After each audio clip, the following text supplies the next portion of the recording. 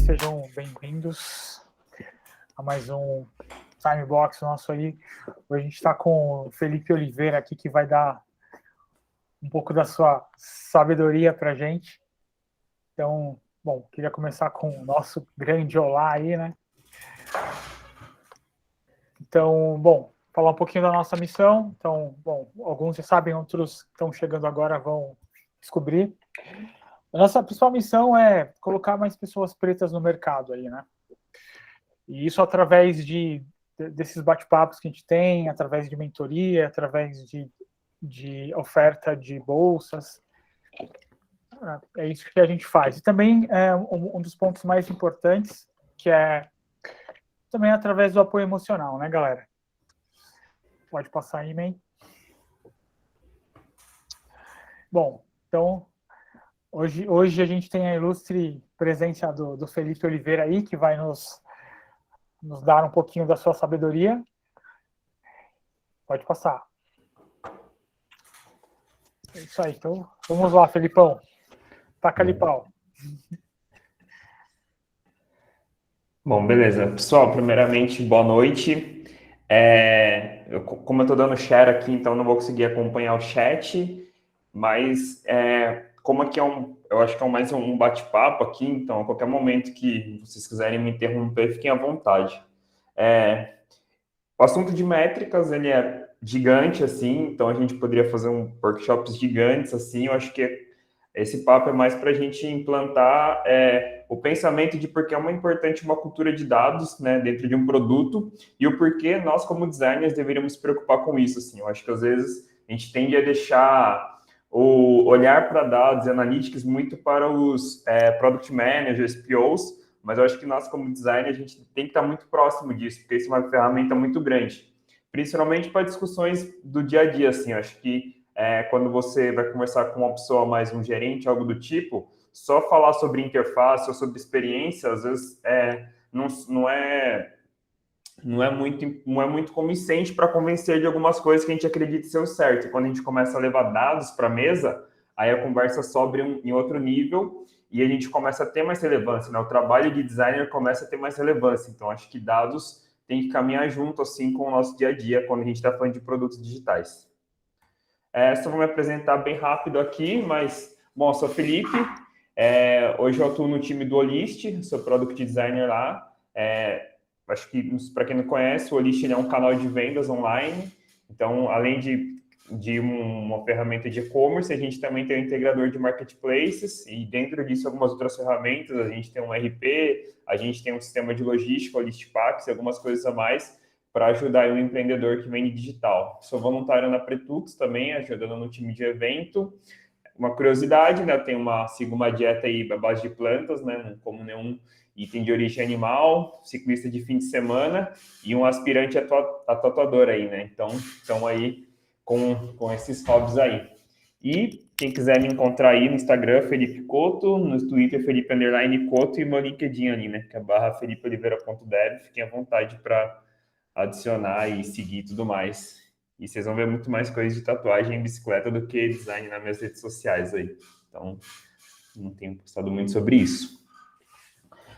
Bom, basicamente, acho que métricas é uma palavra que a gente escuta muito no nosso dia a dia, assim. Tudo que é curso, palestra, todo mundo vai falar sobre métricas, né? E dando um Google bem simples, a gente vai achar diversas definições. Eu gosto muito dessa, né? Que a métrica é um sistema de mensuração onde a gente consegue quantificar algo, né? Uma tendência, uma dinâmica, uma característica, assim. E eu gosto sempre de falar, né? Que métricas não são coisas exclusivas de UX design, né? A gente está, infelizmente, acompanhando aí toda essa pandemia que tem rolado e eles usam de métricas para conseguir, por exemplo, explicar, definir qual bandeira a sua cidade está, né? Bandeira vermelha, bandeira amarela, enfim, isso tudo é baseado em métricas, né? Então, métricas não são só cliques em um botão. Então, isso a gente consegue fazer muita coisa através de métricas. Mas, como a gente está, né, nesse universo de produtos digitais, vamos tentar trazer isso um pouco para o nosso contexto, né? Uma das coisas que mais mudou, assim, eu acho que de uns anos para cá, dentro do contexto de internet, é a questão da cultura de dados, né?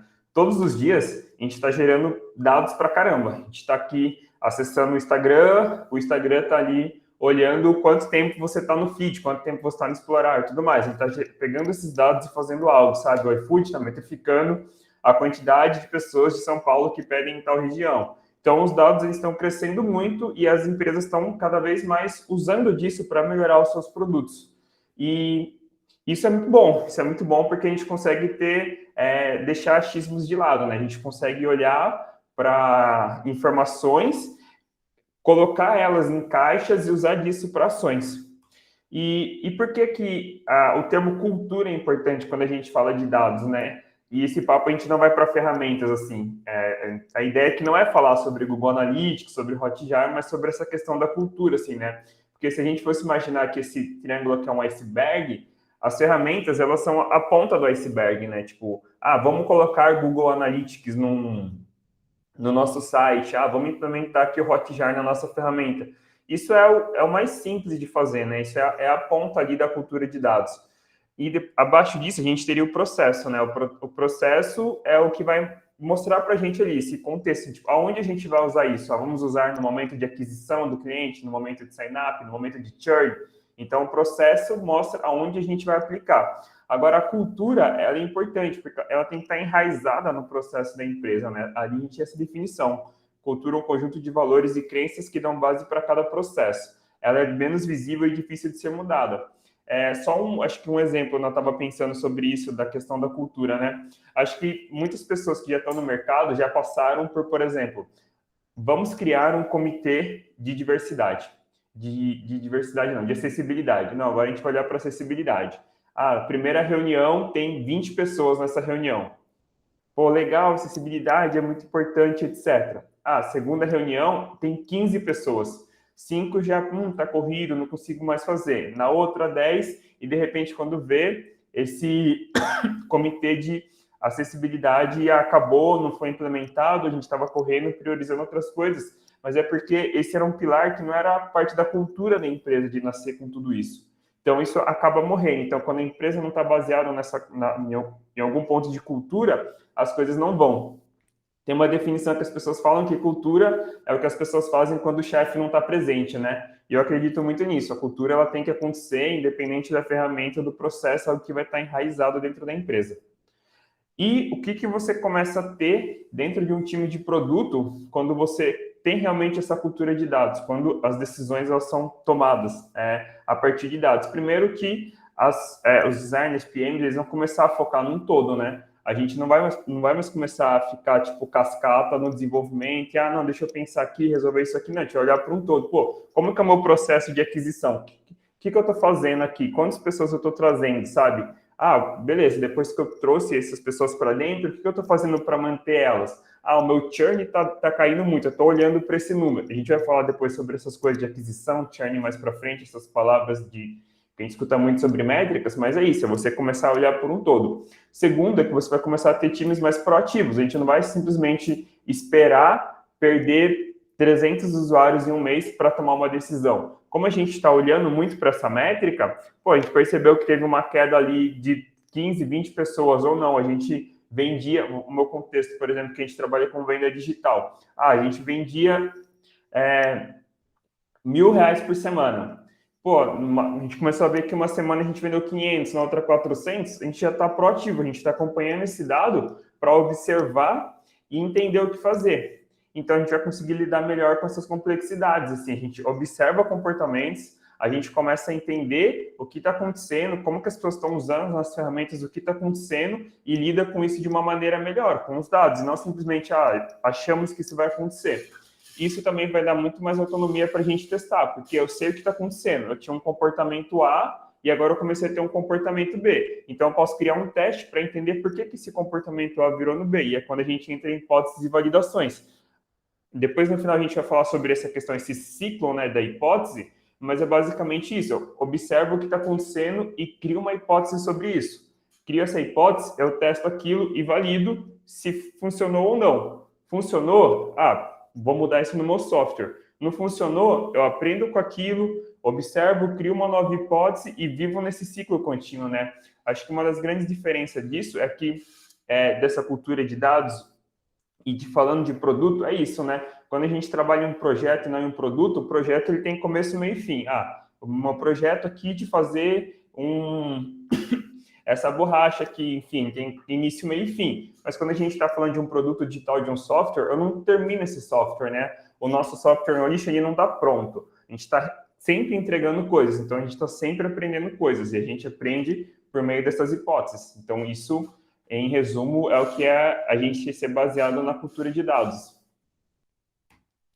E eu acho que uma das grandes vantagens, na verdade, uma das maiores é isso, é Deus ao achismo, né? Aquela questão que eu acho que todo mundo, principalmente quando você está entrando na área, e aí você tem aquelas discussões com o PO de, coloca o botão mais para cima, botão mais para baixo, coloca o botão azul, coloca o botão verde, você começa a dar a Deus. Eu acho que o botão verde vende mais, eu acho que o azul. Então, beleza, vamos rodar um teste AB e vamos ver qual botão converte mais, porque no final do dia você está trabalhando num pró maior ali, que, tipo, você está criando um produto e ele tem um objetivo ali. Sei lá, se você trabalha no Tinder, você tem um objetivo, que eu quero que as pessoas deem match. Eu trabalho no iFood, eu tenho um objetivo, eu quero que as pessoas comprem nos restaurantes. No nosso caso, no Olish, a gente quer que os lojistas vendam nos marketplaces. Então, a gente tem um North Star ali, né? A gente tem algo que guia, uma métrica maior que guia, e a gente precisa ir atrás dela, e não ficar discutindo coisas pequenas ali, às vezes, no dia a dia. Bom, e aí eu vou contar esse case aqui, porque, mas minha empresa, sei lá, ela não é moderna, ela não é uma startup, como que eu vou aplicar algo do tipo na minha empresa? E essa UPS, ela é uma empresa de transporte, de logística, tipo uma concorrente do FedEx nos Estados Unidos, e eles tinham uma hipótese, eles estavam com um problema. Eles estavam, e aqui, isso aqui no final a gente vai falar um pouco mais sobre experimentos, mas basicamente eles tinham um contexto ali, que eles tinham o quê? Muitos acidentes de trânsito e demora nas entregas. Eles começaram a observar que, por algum motivo, os motoristas estavam se envolvendo em acidentes e eles estavam, atrasando as entregas, não estava sendo um tempo desejado. Aí eles pegaram e contrataram alguns pesquisadores para ir junto com os motoristas. Tá vendo? Até então, a gente está no mundo físico. Até então, a gente não testou nada. Eles falaram, alguns pesquisadores vão andar com os motoristas e vão observar o que está acontecendo. E eles perceberam que nos Estados Unidos, para você fazer uma conversão à esquerda, não existia uma sinalização, um semáforo, algo do tipo. Então, sempre que o motorista queria fazer uma conversão à esquerda, ele tinha que parar, esperar um tempo, até que a via realmente ficasse livre e ele pudesse virar. Então, ele tinha que esperar um momento seguro. E se ele errasse esse momento seguro, se ele viesse um motorista vindo aqui e muito rápido, não conseguir virar algo do tipo, ele iria se envolver em um acidente. Então, essas conversões à esquerda ou ele tinha que esperar muito tempo para fazer a conversão com segurança, ou então ele ia precisar virar ali talvez meio rápido, algum motorista vir rápido, então ele poderia se envolver em um acidente, então isso estava atrasando. Então eles observaram essa hipótese, e aí eles falaram, a gente precisa validar isso, que eles precisam virar menos à esquerda.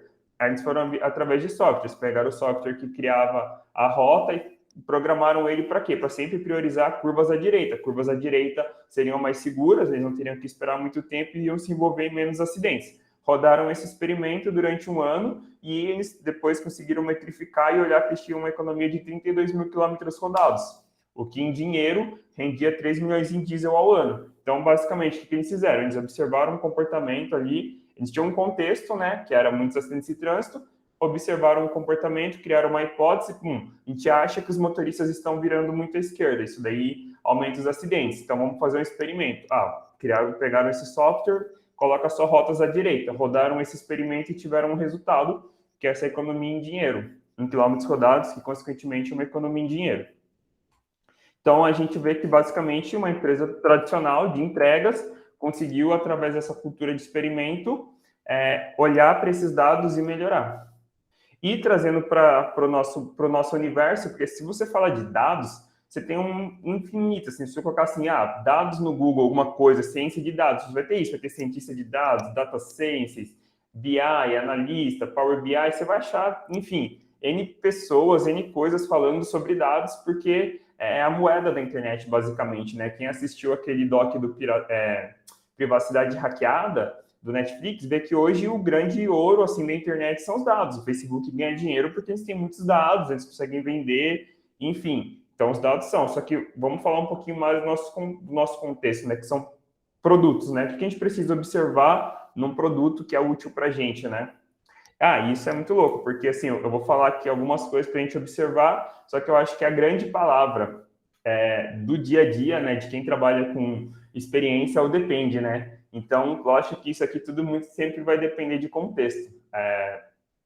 Não quer dizer que isso tudo é cravado em pedra. Às vezes você vai trabalhar com um determinado nicho e vai ser um pouco diferente. Mas, basicamente, o Product Analytics é a análise do produto, né? Então, é um processo que a gente vai usar para entender e aprender como as pessoas se envolvem com os produtos digitais, como que as pessoas interagem com o meu produto. Então, eu preciso analisar isso. E a gente tem algumas coisas ali que a gente pode fazer. A gente rastreia ali de onde ele veio, como ele chegou para um ad, chegou para uma rede social. A gente vai visualizar, a gente analisa esse comportamento. As pessoas usam... a gente, por exemplo, no nosso caso, a gente sempre observa qual é o melhor dia de compra. Muitas pessoas falam, tipo, o melhor dia de compra no e-commerce é final de semana, mas os nossos números mostram para a gente que as terças-feiras é um dia onde as pessoas fazem muitas compras online. Então, a gente precisa observar os dados. A gente não pode achar que é melhor a gente fazer campanhas no final de semana, se as pessoas estão comprando na terça. A gente precisa realmente observar esse comportamento para a gente poder fazer campanhas e vender. E cada produto, cada tipo de coisa, vai ter uma análise comportamental. Isso varia muito para pessoa para pessoa. O Instagram, ele tem um comportamento. O Facebook, na mesma empresa, já tem outro comportamento. Então, é muito importante que a gente precise analisar sempre isso e otimizar essas jornadas, entender os melhores momentos de criar ações. Bom, a ideia não é se aprofundar em ferramentas aqui, até porque, enfim, seria uma hora só para falar de tudo que o Analytics oferece, é o Mixpanel, mas, assim, eu listei essas 4 ferramentas que eu acho que elas são as mais comuns, assim, né, no mercado, assim, acho que a gente sempre se depara com elas. Por muito tempo, quando você fala sobre... Hoje não, né, eu acho que evoluiu muito, mas quando se falava sobre métrica, já vinha Google Analytics na cabeça, e com certeza acho que é a maior ferramenta, assim, a mais, talvez, simples de implementar, que você, por uma tagzinha, você consegue colocar lá no seu site ali e já começar a observar informações muito importantes, tipo origem do seu público, a cidade, o dispositivo que eles estão acessando, se é um computador, se é um celular. Você consegue também criar eventos no Analytics. Então, assim, é uma ferramenta extremamente completa e gratuita, né? Então, você consegue, sei lá, eu tenho um produto meu, assim, por exemplo, um projeto pessoal, eu consigo implementar o Google Analytics e já começar a ter várias informações sobre o meu produto, tipo horário de acesso, localização, que são informações importantes para caramba, assim. Eu trabalhei numa empresa, antes de trabalhar com o X, e eles eram uma fábrica de lingeries. E eles usavam o Google Analytics no site, e assim, era uma fábrica, eles não vendiam para o consumidor final, né? Eles vendiam para revendedoras. Só que através dos dados de acesso do site, eles olhavam as cidades, né, que tinham mais acesso para entender como investir em publicidade paga no Facebook, assim, para, tipo, aparecer propagandas para pessoas serem revendedoras das lingeries nas cidades que tinham mais acesso no site. Então, eles tinham essa estratégia de usar esses dados para investir bem o dinheiro. Então, eles não eram uma startup, era uma fábrica de lingerie, mas através dos dados eles conseguiam otimizar o investimento em mídia paga. O Mixpanel, que eu particularmente sou muito fã, é o que eu tenho trabalhado atualmente, que você consegue criar uns dashboards muito bons, assim, criar grupos de uso, criar etapas, funis, coisas muito legais com o Mixpanel. Eu gosto muito dessa ferramenta, ela já não é... Acho que até tem uma versão gratuita, mas não sei o que entrega. Amplitude, que é uma ferramenta muito parecida com o Mixpanel também, que é muito boa para você traquear esses eventos, para você, tipo, colocar cliques, enfim, várias coisas. O Hotjar, que eu até coloquei ali entre parênteses para não esquecer, assim, que eu acho que é uma ferramenta incrível. Eu trabalho num produto mobile, né? Eu trabalho no aplicativo, então, infelizmente, a gente não, no Hotjar ele é para web. Mas eu acho que ele tem 2 funções que são incríveis, que é o mapa de calor, que você consegue olhar ali os maiores pontos de clique no seu site, você consegue entender o scroll, assim, até onde o usuário está indo na sua página ou não, para entender se ela está grande ou não, se as informações estão bem. Então, esse mapa de calor é muito legal para você ver ali realmente as áreas mais acessadas do seu site. E o mais legal de todas que é assistir sessões confesso que eu me pergunto hoje com o LGPD como eles conseguem ter acesso a esse tipo de informação, mas eles gravam as sessões dos seus usuários. Você consegue ver, assistir depois as pessoas usando determinada parte do seu software. Então, eu estou com dúvida no cadastro, se ele está muito difícil, você consegue assistir as pessoas usando esse cadastro, digitando coisas. Ele só censura ali os dados sensíveis, mas você consegue ver as pessoas ali avançando e tudo mais. Então, acho que o Hotjar é uma ferramenta completa pra caramba nesse ponto, assim. Mas também ela, tipo, é pouco que você tem gratuito, não é uma ferramenta paga. Mas, assim, acho que existem N outras ferramentas, mas acho que as mais populares e mais tranquilas de achar conteúdo e de ter um produto são essas 4 aqui. E é isso que eu falei, né, que você consegue com essas ferramentas rastrear ali, né, as coisas, e eu até coloquei entre parênteses traquear, né, que tipo, esses verbos que a gente vai criando de ficar usando palavra em português e inglês, mas eu prefiro falar em português ali, que é o rastrear, né, e que nada mais, nada menos que é monitorar todos os acontecimentos que podem acontecer na sua página, no seu aplicativo, no seu software. Então, existem inúmeras interações ali, as pessoas visualizam modais, as pessoas clicam em coisas, as pessoas baixam coisas, as pessoas realizam assinaturas. Existem diversos eventos que acontecem. E você pode mensurar todos esses eventos. E uma coisa que é muito legal a gente pensar é sempre o que mensurar também, né? Não quer dizer que eu posso colocar clique em todos os botões, eu vou pôr clique em todos os botões. Não, você tem que entender a proposta de valor do seu negócio, né? O que realmente é importante para eu ter numa dashboard, sabe? O que realmente faz sentido eu observar para entender o comportamento dos meus usuários. Com certeza, os cliques no botão de comprar, enfim, são coisas importantes. Eu criei uma landing page para fornecer um PDF e eu quero que através dele as pessoas assinem um determinado produto. Sei lá, a RD Station tem muita ferramenta de landing page que faz isso. Então, preciso mensurar esses downloads para entender se eles estão fazendo sentido ou não, né? Então, rastrear esses eventos é muito importante. Vocês estão me ouvindo bem aí? Que eu não estou vendo a tela aqui. Sim, perfeito. Estamos ouvindo. Tranquilo. Tá ótimo. É extremamente estranho você ficar só olhando a sua apresentação, não olhar a tela do Meet e não saber se está tudo bem. E assim, né, eu acho que é isso, né? Não existe nada cravado em pedra, não existe números ideais, mas eu estava ouvindo um podcast, né, sobre introdução à Product Analytics do Bernard Luna, que, enfim, tem uma newsletter muito boa sobre produto, conteúdo pra caramba sobre produto, é palestrante, com certeza vocês já ouviram algo dele, ou algum post no LinkedIn, algo do tipo. E nesse podcast, ele fala assim, né, tipo, beleza, a gente tem que mensurar tudo a gente tem que olhar, mas quando que eu vou começar a olhar? E ele fala, né, que em produtos B2B, ele acredita que quando você tem 30 clientes ativos no produto, já é uma quantidade de pessoas boa para você começar a olhar métricas. Menos que isso, você tem uma base menor, então você consegue, por exemplo, ir atrás do comportamento através de entrevista. Você consegue marcar a entrevista ali com seus usuários, conversar, fazer algo mais próximo, né? Não uma base tão grande ali. E o B2C, só um parênteses aqui, né? Enfim, B2B são produtos, né, que são de negócio para negócio, digamos, né, business to business. Então, imagine que o meu software, minha ferramenta, eu não vendo para um cliente final, né, eu vendo para uma outra empresa utilizar. Então, isso é um produto B2B. E o B2C, né, que é quando eu estou vendendo para um cliente final mesmo assim, tipo, sei lá, o iFood, que ele é feito para pessoas utilizarem. Apesar de ele ter um cliente ali também, né, ele é um produto B2B, que é do iFood para um restaurante, mas ele também é B2C, que é do iFood para o usuário final, né, do restaurante para o usuário final. E ele fala que quando você está fazendo essa questão de vendendo para o usuário final, pelo menos 70 clientes ativos é uma base boa para você começar a entender padrões e comportamentos. E eu acho muito bom isso aqui, porque por um tempo no Onit a gente fazia algumas discoveries e a gente pegava assim, sei lá, 4 pessoas falavam a mesma coisa, tinham o mesmo comportamento, a gente queria já criar uma ação para aquilo, sabe? Só que, a gente tem, sei lá, mais de 8.000 pessoas ativas no nosso app, sabe? Então, a gente precisa realmente de ter um número grande de pessoas tendo um determinado comportamento para a gente poder pegar aquilo e tomar uma ação sobre aquilo, sabe? Tipo, a gente não pode se basear em, sei lá, 20 pessoas e querer mudar algo no nosso software. A gente tem que observar bastante, ter uma base massiva de dados para então a gente poder tomar decisões sobre aquilo. Então, isso é importante, a gente ficar atento a esses números, assim, né?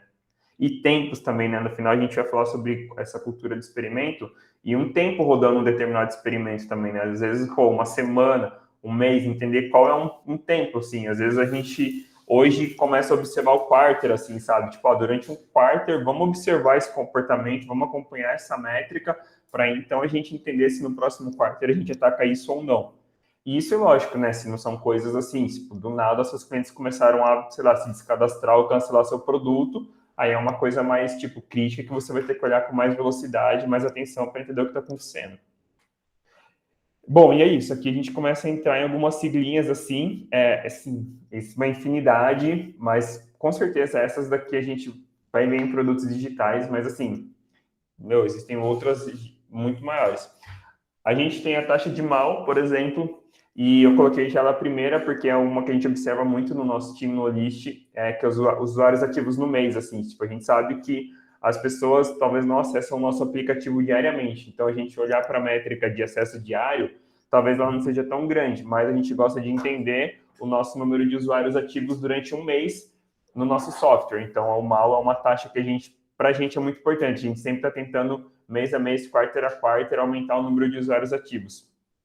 A gente tem ali, né, o DAO, que seria o daily, né, em vez do make a monthly, que são usuários ativos diários, que para alguns softwares, como por exemplo o Instagram, já é muito mais importante, né? Eles querem que as pessoas diariamente acessem o aplicativo. Então, eles têm ali um objetivo diferente. E alguns softwares, por exemplo, você pode levar até o weekly, né? O weekly active users, que é usuários ativos na semana, né? Quantos usuários ativos tem numa semana?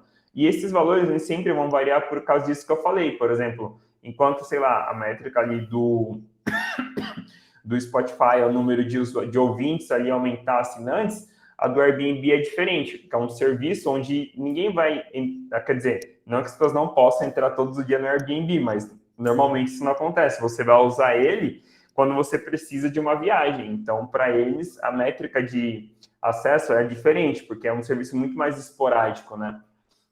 CAC, com certeza, as decisões barraca é o custo de aquisição do cliente. E, assim, essa é uma métrica que é muito importante, assim, para você entender, né, o quanto você gasta, né? O quanto você gasta para ter um cliente, assim, o quanto você gasta em pessoas, o quanto você gasta em anúncio, em parcerias, para uma pessoa se tornar cliente ali do seu software, do seu produto, do seu serviço. Então, o CAC, com certeza, é um valor que vocês vão ver muito por aí. O CCR ali, que é a taxa de conversão do cliente, que às vezes você tem, por exemplo, no nosso caso, né? A gente tem ali, as pessoas podem acessar gratuitamente, mas a gente quer converter essas pessoas em usuários. A gente quer trazer essa pessoa, ele se torna um lead, mas a gente quer que ele assine o nosso serviço, né? Então a gente precisa entender, quantas pessoas, e isso também é uma outra coisa que eu não coloquei ali, mas a gente vai esbarrar muito no funil, né? O famoso funil de aquisição. Que é, beleza, estamos trazendo pessoas, mas quantas estão chegando até o final do nosso funil, que é realmente a ativação do serviço, né? Que elas estão realmente contratando o nosso software. Então, quando você olha o funil, às vezes você consegue, tipo, ver no momento que as pessoas estão parando ali, né? Sabe, elas chegaram até uma landing page, elas chegaram até tal etapa do cadastro, elas fizeram o cadastro, elas chegaram até a página de compra, elas compraram, né? Então, você tem ali um funil com diversas etapas e você sempre tem que estar melhorando para aumentar o número de pessoas que estão chegando nessa etapa, né? E às vezes é muito comum acontecer, assim, de você olhar o começo de um funil, 10 mil pessoas chegaram numa landing page, mas só 100 contrataram um determinado serviço. Então, o que está acontecendo nesse funil que a gente está atraindo muitas pessoas para o começo e poucas estão chegando no final? Isso é uma métrica extremamente importante. Taxa de recompra, no nosso caso, por exemplo, do Olist, isso não se aplica, né? Que é uma vez que você assinou o software, você já tem acesso a tudo, mas existem coisas, por exemplo, o iFood, com certeza deve olhar para isso. Tipo, quantas vezes as pessoas estão fazendo uma nova compra, né? Tipo, será que eu peço todo dia ou não? As pessoas estão fazendo isso, enfim. Então, você tem isso. Churn, que assim, foi uma das que quando eu entrei numa startup foi a primeira palavra nova, assim, todo mundo falava de olhar o churn, que é esse descadastro, né? Quantas pessoas estão cancelando o nosso software, né? E esse é extremamente importante. Tem o CSAT, mas já vou pular ali para o CLV, depois eu volto para o CSAT, que é esse valor do tempo de vida. E quando vocês olham, às vezes, para um software, o usuário ele precisa ficar um tempo usando o seu serviço para ele se pagar. Porque pense que você tem um CAC, você gastou um determinado valor para essa pessoa usar o seu software. Então, vai demorar um tempo para essa pessoa, para esse usuário, ele dar um retorno financeiro para você. Às vezes, se essa pessoa assina o seu software e já cancela em um mês, e sei lá, digamos que ele pagou R$ 30 de assinatura, mas eu gastei 60 para trazer ele e eu ainda estou R$ 30 no prejuízo. Então, você tem ali um tempo de vida útil desse cliente para ele dar um retorno. Até tem entre parênteses ali o ROI. Às vezes, vocês vão olhar quando a curva de aquisição de startups, que às vezes ela desce, ela fica negativa, assim, tipo, você está gastando para trazer essa pessoa entra, vira um usuário ativo, começa a pagar, aí depois de, sei lá, 3, 4 meses, essa pessoa começa a realmente dar lucro. Às vezes, esses 4 primeiros meses é só, tipo, o custo que isso eu trouxe para trazer essa pessoa, e dali em diante ela vai começar a dar lucro. Então, por isso que a taxa de churn é muito importante, né? Você entender como você mantém essa pessoa na sua base por um determinado tempo para ela, tipo, dar um retorno financeiro para você. Então, acho que churn, com certeza, quem trabalha em startup escuta muito e sempre está muito olhando para isso. E o CSAT, né, que ali é a satisfação do cliente ali, que também, às vezes, vocês vão falar muito do NPS, né, que é aquelas, tipo, de 1 a 5, quanto você gosta do meu produto, de 0 a 10, quanto você indicaria.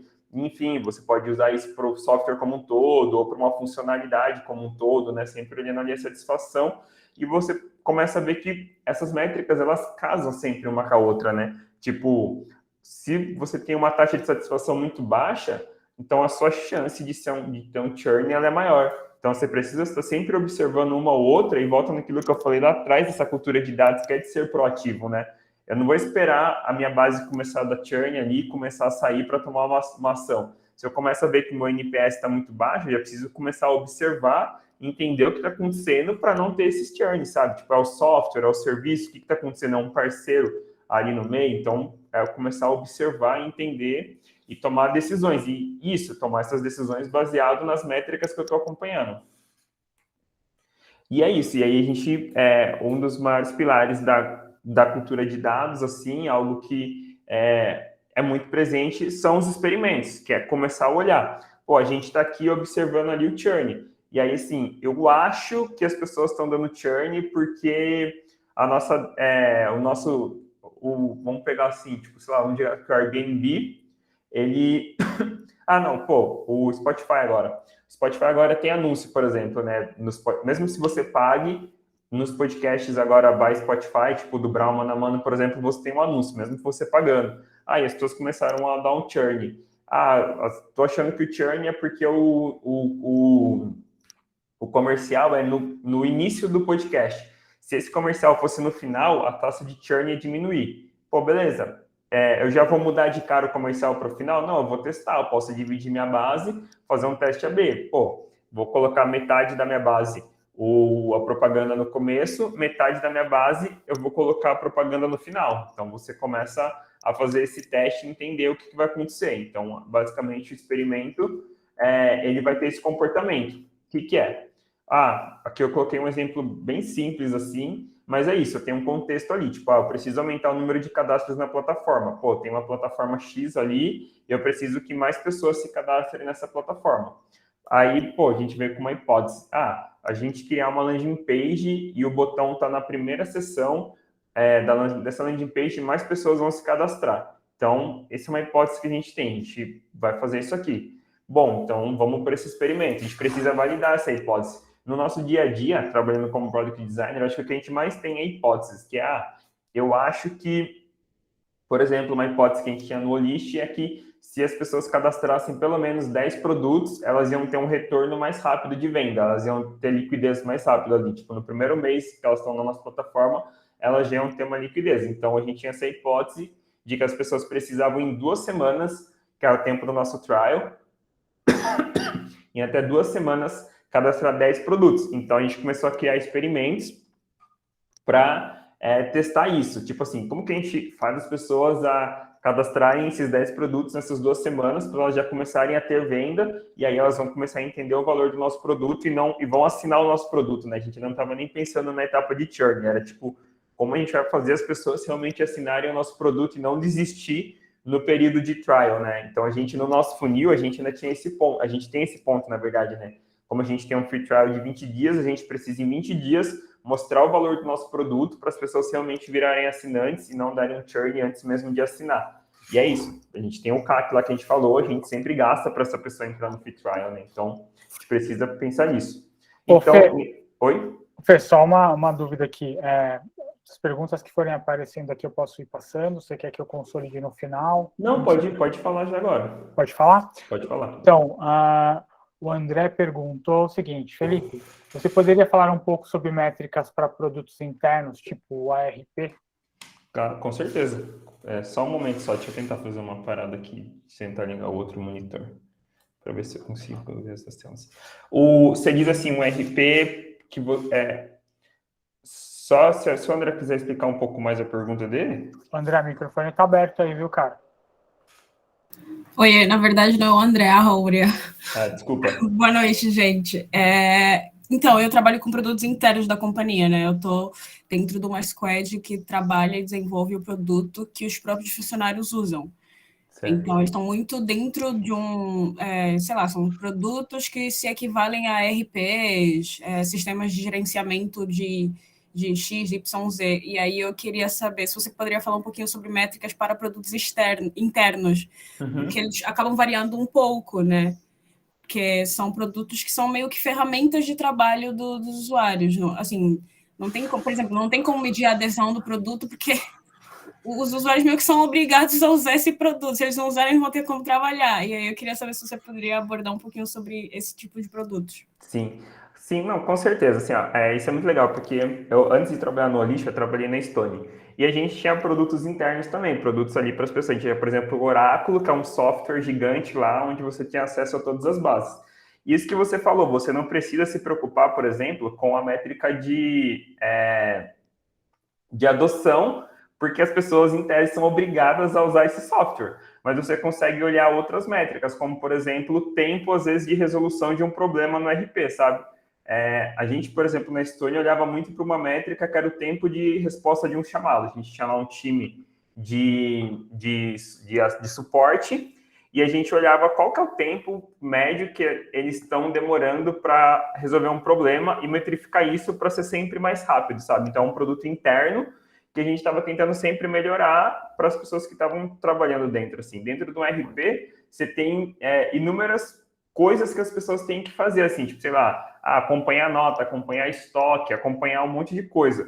E você consegue metrificar, assim, será que isso está sendo eficiente para as pessoas? Será que você consegue rodar um NPS de um software interno, do tipo, assim, de 0 a 5, quanto determinado sistema ajuda a resolver os seus problemas no seu dia, sabe? Conseguir entender a satisfação das pessoas usando esse software interno.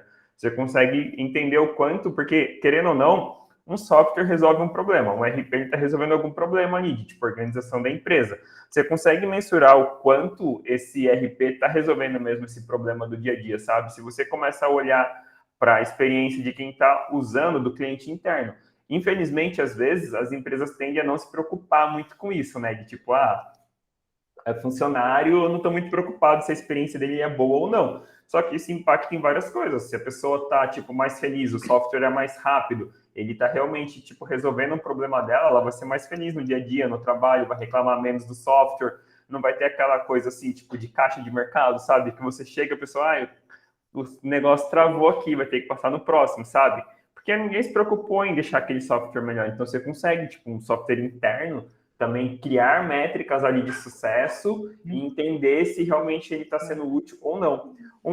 Um grande software interno é um design system. Acho que todo mundo já esbarrou. Não, eu tô acabando, pô. Acho que todo mundo já esbarrou no design system. O design system é um software feito para o desenvolvedor e para o design usar, certo? Ele não é um software que o cliente final vai usar. E você consegue, tipo, metrificar ali se as pessoas estão sendo mais rápidas usando o design system, realmente o desenvolvedor está ganhando mais tempo ou não, ele está feliz usando aquilo. Dá para você metrificar os softwares internos sem problema. O problema é que, às vezes, as empresas acabam não priorizando isso por essa questão, né? As pessoas são obrigadas a usar, né? Aproveitando o gancho, queria dar um toque. Eu trabalho hoje no Itaú desenvolvendo sistemas internos. Uma coisa que pode ajudar É você entender o tamanho do arrasto operacional que o seu sistema está causando no usuário. Então, o quanto que aquilo está dificultando o processo dele, o processo do dia a dia dele, tá? Então, dá uma olhada na jornada dele, o quanto que é difícil ou não executar as coisas que ele precisa fazer no dia a dia. E outra coisa que você consegue fazer também é você observar se ele está criando ferramentas paralelas, tá? Então, acontece muito no Itaú, por exemplo, da ferramenta não disponibilizar uma interface que ele possa fazer análise, sei lá, por qual motivo não disponibiliza, mas ele não tem. Então, ele começa a criar ferramentas paralelas para facilitar o dia a dia dele, tá? Então, com essas duas coisinhas eu consigo pegar alguns arrastos operacionais lá no meu sistema. Boa. Recentemente a gente conversou com uma usuária do nosso software, por exemplo, uma usuária interna, tipo, era uma pessoa, e ela comentou que ela copiava dados do nosso dashboard financeiro e colava no Excel, porque ela gostava mais da visualização. E às vezes que ele falou ali acontece muito na empresa, que é isso. Às vezes você tem um RP e o seu funcionário está copiando dados e colando no Excel porque ele acha mais eficaz. Então, pô, sinal que talvez ali o seu RP não está entregando tudo que ele precisa.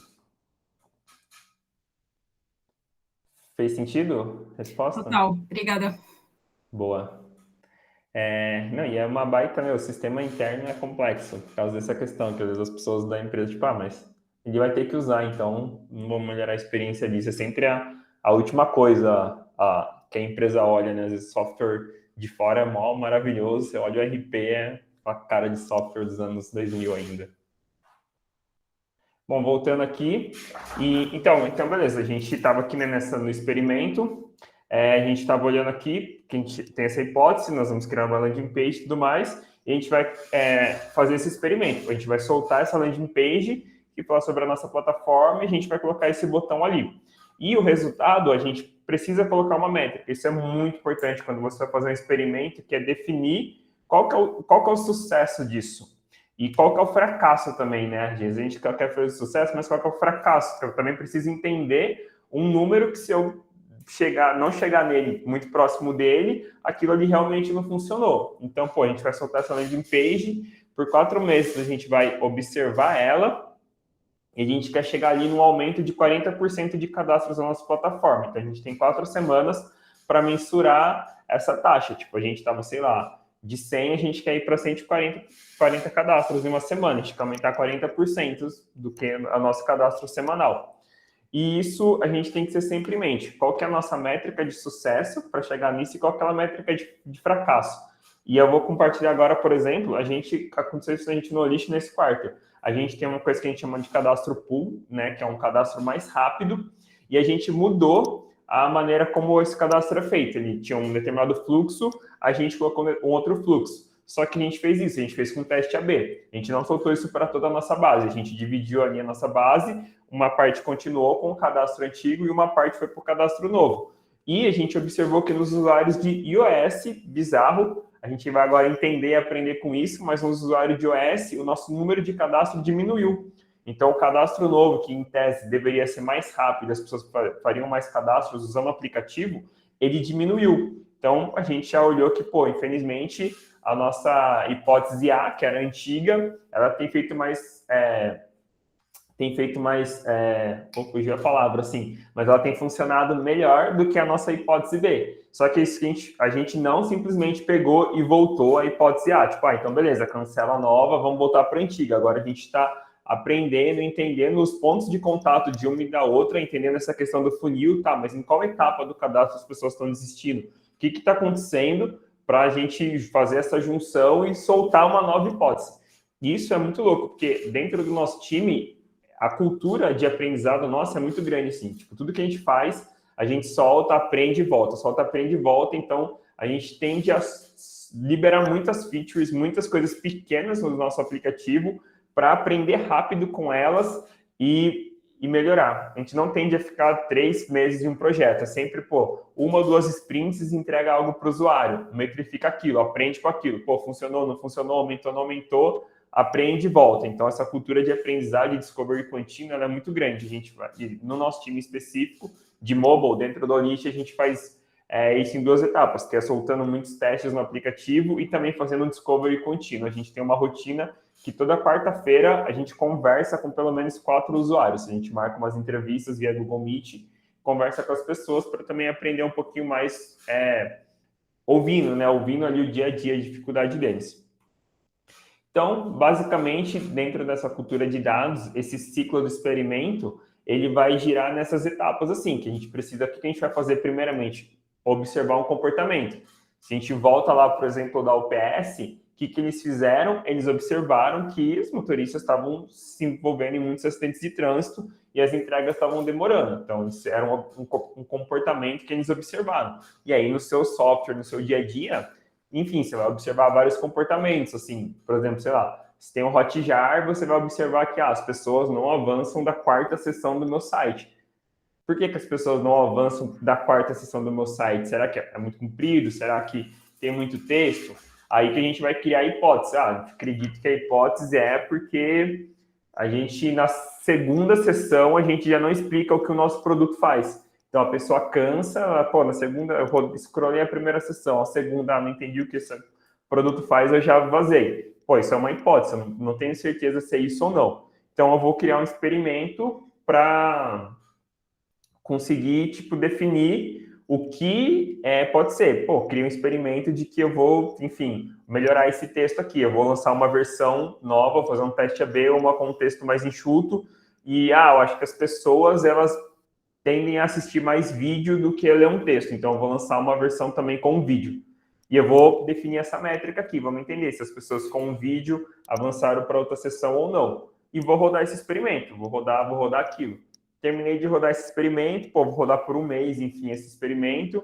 Vou documentar isso. Que isso é extremamente importante, né? Documentar tudo que a gente faz. Por isso que eu gosto muito dessa questão que eu falei do Mixpanel, que a gente consegue criar dashboards, né? Com ações e tudo mais, para mostrar para outras áreas, porque isso aqui é muito importante quando você, como designer, está fazendo, você dá visibilidade para outras áreas, vem isso também. A gente tem uma rotina no nosso time que todo final de mês a gente apresenta para os desenvolvedores os experimentos que a gente fez durante o mês, para eles entenderem o impacto das coisas, assim, para eles entenderem, e aí é uma reunião que também é aberta para PM, PO, enfim, mas para outras pessoas olharem e entenderem o que a gente fez. Então, te documenta e mostra o que a gente aprendeu.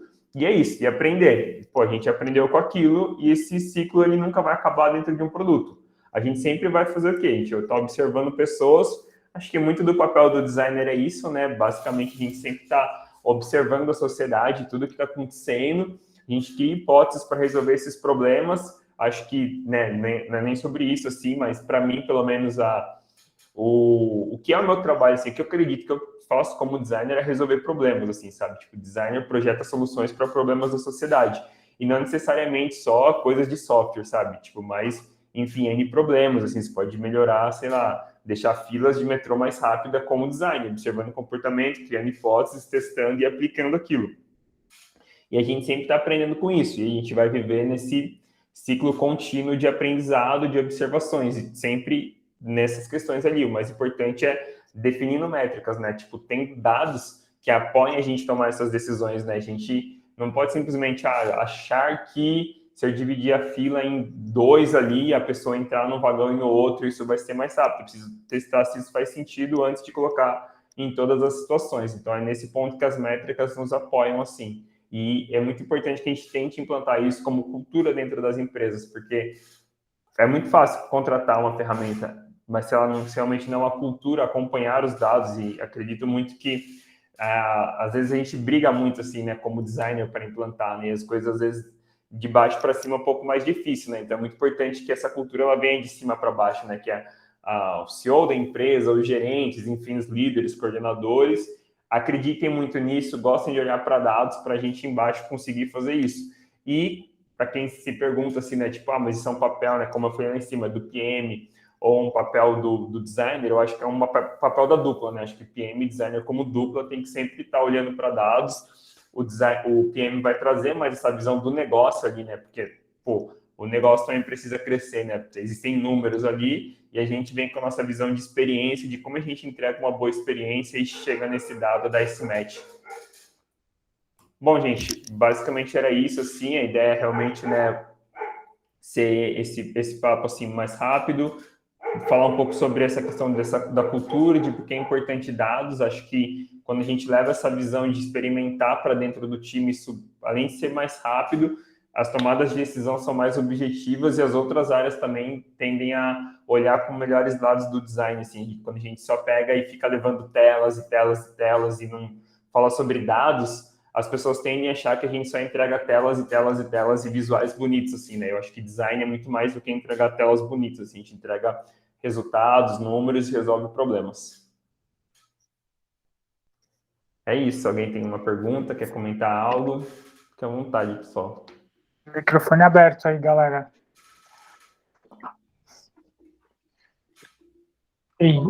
O Henrique aí, pode... Microfone aberto, Henrique, se quiser perguntar. Eu tenho uma dúvida, porque eu vi que você falou de métricas, etc. E eu queria saber se no seu produto, no caso, na sua equipe, se você tem algum exemplo no caso de volumetria, por exemplo. Porque eu trabalho com chatbot, e, por exemplo, a gente tem mais de 3 milhões de acessos, né, por mês. E algumas melhorias, elas são bem mais simples, mas uma das coisas que são questionadas assim, bastante no projeto é a questão de volumetria.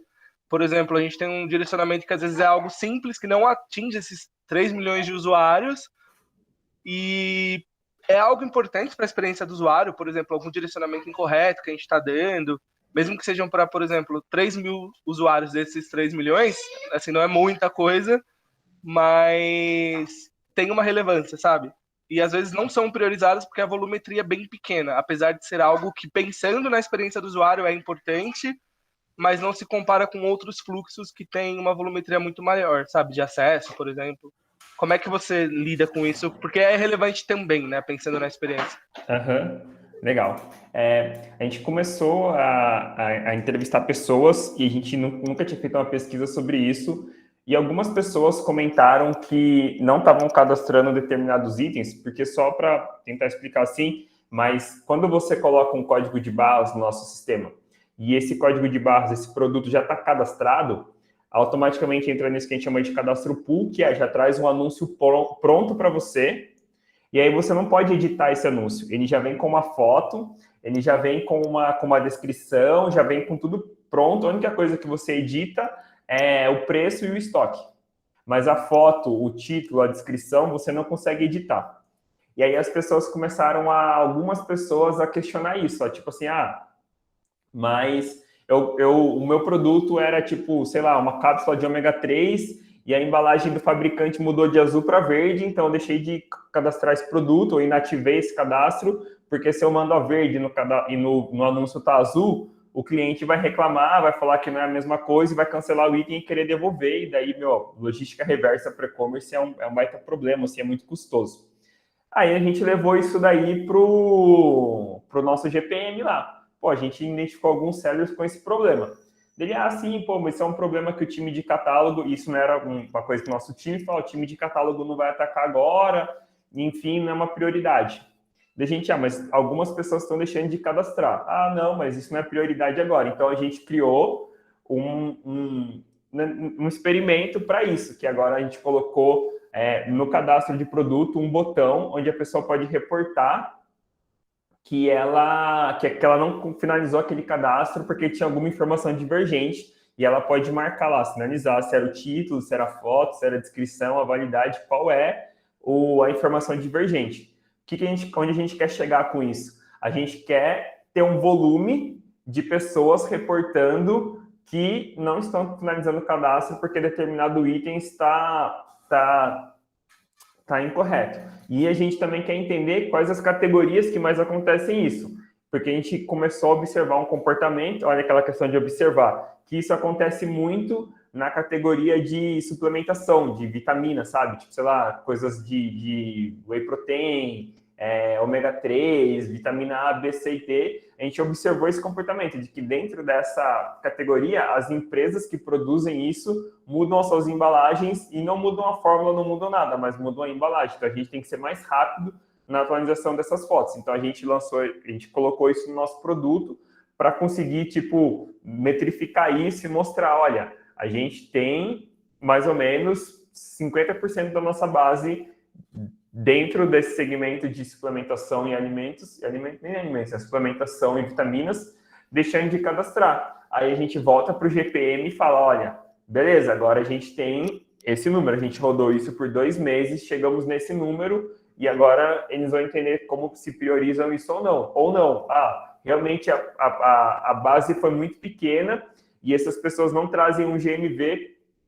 GMV é a métrica que a gente usa dentro do lixo, né? Que é o valor que essas pessoas traem de lucro mesmo, né? Tipo, o valor de venda que essas pessoas trazem. E, tipo assim, a quantidade de vendas que essas pessoas trazem não é tão grande. Então, se 5% só não está cadastrando e esses produtos são muito baratos, tipo, não tem um ticket médio alto, realmente a gente não vai priorizar isso agora.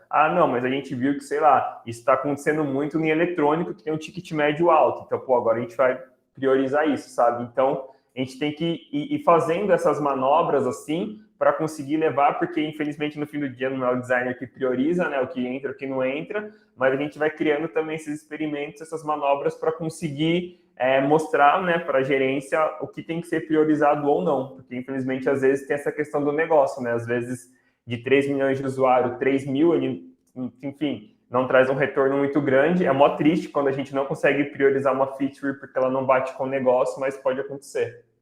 Não sei se respondi a sua pergunta, Henrique. Sim, não, respondeu sim. Valeu, obrigadão. E é legal pensar dessa forma, assim, às vezes de mudar um pouco o escopo, né? Pegar, por exemplo, 3 milhões é o total de acessos no chatbot, mas às vezes dá para fazer um recorte menor, igual você falou, isso é legal. De fazer um recorte, por exemplo, para o fluxo de vendas, por exemplo, ou de suporte técnico, fazer um recorte menor para talvez ter essa visibilidade, né? Exato. São 3 mil, mas representam, por exemplo, sei lá, 90% de quem acessa, tô chutando aqui, né? 90% de quem acessa esse fluxo. Então aí tem uma relevância, o escopo muda. Exato. Legal, valeu, obrigadão. Show. O Jean levantou a mão aí. Oi, gente. Posso falar? Pá. Boa noite. Felipe, obrigado por você estar aqui compartilhando um pouco da sua experiência. E obrigado à comunidade. A minha dúvida é sobre viés, né? Dados é uma coisa que eu venho estudando ultimamente. E muito do que você falou... Vocês estão me ouvindo bem? Sim, estamos ouvindo bem. Muito do que você falou são coisas que eu venho vendo no meu dia a dia, assim, como profissional, e coisas nos livros e coisas que eu venho estudando. Da hora. E daí, eu queria saber se você tem alguma dica para a gente ter o cuidado, pra gente como a gente não enviesar muito esse olhar, essa formação, né, essa configuração, esse olhar para o usuário só através dos dados. Porque, às vezes, a gente está tão imerso num projeto, ou numa descoberta, alguma coisa que parece que os dados eles nos puxam para esse lado de enviesar o olhar e não olhar para outras perspectivas, outros aspectos desses usuários. Assim. Você tem alguma dica de como, no dia a dia, ter esse cuidado para não enviesar muito, olhar só para tipo, dados, sabe? Acho que a dica é a palavra da nossa profissão, que é empatia, né? Eu acho que a gente pode ter infinitos dados, mas a gente nunca pode deixar de olhar para o ser humano, né? Eu acho que, por exemplo, a gente tem essa rotina de discovery de entrevistar pessoas de tempo em tempo, para não também perder esse olhar para o ser humano e olhar só para os dados. Assim. Eu acho que é muito fácil a gente simplesmente entrar ali num grande Power BI e ficar enfinado dentro de um monte de dados, etc., mas a gente tem que sempre lembrar que a gente projeta soluções para seres humanos. Então, acho que a gente nunca pode esquecer dessa empatia, assim, de olhar, pô, beleza, os dados estão me dizendo isso, mas, assim, uma boa conversa com o usuário sempre faz muito sentido além de dados, assim, sabe? Na dúvida, uma boa conversa com 15, 20 usuários ali, uma conversa mesmo ali mais qualitativa e não quantitativa, ela é extremamente importante, assim. Acho que isso não tem como deixar, assim, sabe, de olhar. Sim, show de bola. Obrigado, Felipe. Imagina.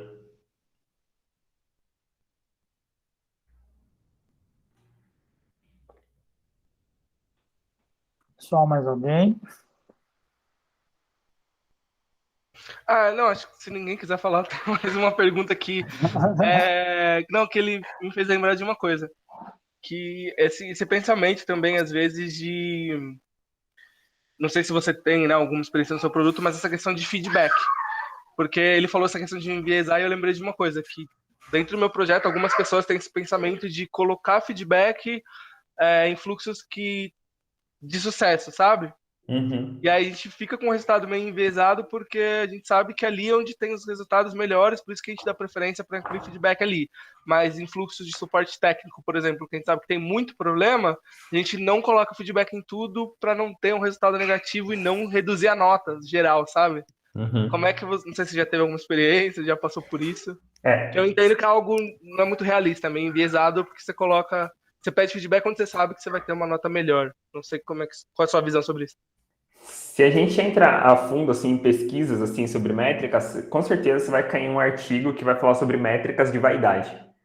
E é muito fácil você transformar métricas de um jeito bom, entendeu? É muito fácil você pegar uma dash e deixar legal pra caramba, parecer que seu produto é incrível, simplesmente, sei lá, para o investidor olhar assim, sabe? Tipo, chegar lá na startup, tem uma televisão assim, com um monte de gráfico, assim, as coisas altas assim, e métricas que não dizem nada com nada, a realidade do seu produto, né? Então, é preciso tomar muito cuidado também, né? De, tipo, por isso que eu falei, então a gente vai metrificar tudo. Vou colocar ali a métrica em todos os botões, etc. Eu vou falar, não, pô, mas as pessoas, elas estão clicando pra caramba nos meus botões. Mas qual que é a proposta de valor do seu produto? No nosso caso, a proposta de valor é que as pessoas estejam, tipo, vendendo. Tipo assim, no final do dia a gente quer gerar GMV ali, quer ter retorno financeiro para a gente e para as pessoas.